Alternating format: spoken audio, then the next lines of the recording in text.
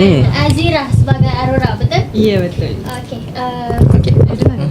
Azira Alright. sebagai Aurora. Aurora adalah remaja perempuan yang puitis dan berani mencinta. Betul.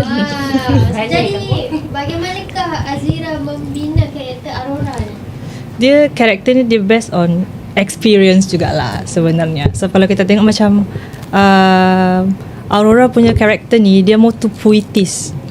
Dia berani, tapi dia tak mampu nak buat apa-apa. Dia macam hendak 1000 daya tak hendak 1000 dalih. Tapi dia tetap tak boleh juga. Ditelan mati mak, diluar mati bapak. Sama.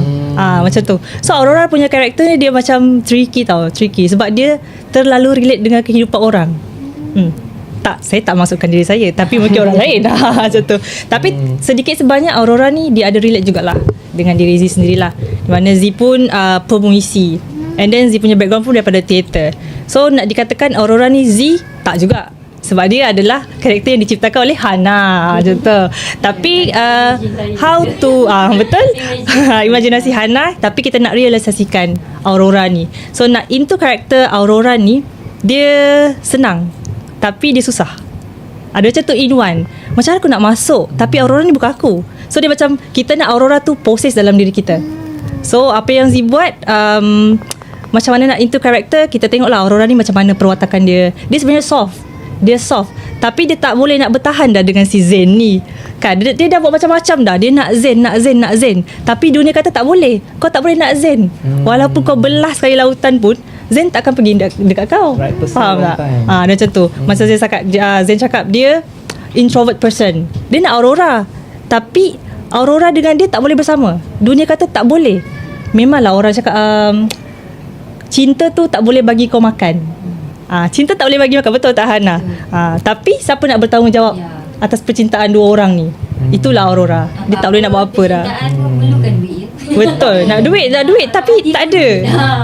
Zen pula jenis yang Zen dia jenis yang soft. Dia slow.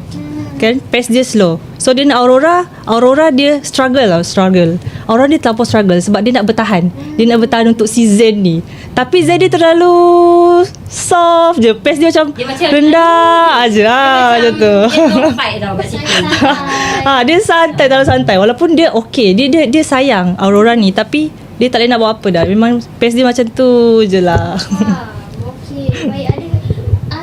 Ada tak babak-babak yang paling mencabar emosi sebagai Aurora? Mencabar. Okay, Aurora ni dia sebenarnya ego tau. So kalau nak kata babak yang mencabar, rasanya babak kat mana yang Aurora dengan Zen kena buat keputusan juga. Kita ada satu babak yang kita nak buat keputusan, babak 5, babak 6 tak silap Hana yang tu kat ujung lah dia nak habis dah. Tapi Aurora ni dia tak boleh nak buat apa dah kan. Tak boleh nak buat apa, so dia macam terpaksa nak turunkan ego. So macam susah tau. Bila kau seorang yang egois, tapi kau nak turunkan ego kau, dia tak mudah macam tak apalah. Macam makan Maggi, kita nak makan Maggi, nak habiskan, tapi kau tak makan pun Maggi tu. Kau tengok je lah. Macam tu lah kita nak turunkan ego kita, tetaplah makanlah Maggi, tak ada makanan lain, dah makan je lah Maggi tu. Macam tu je lah. Ada ego dia. Dia nak tapi tak boleh. Dunia kata tak boleh. Kau memang dengan dia memang tak ada jalan lain dah. Pisah je. Baik. Faham. Jadi kembali kepada Zain. Boleh ke?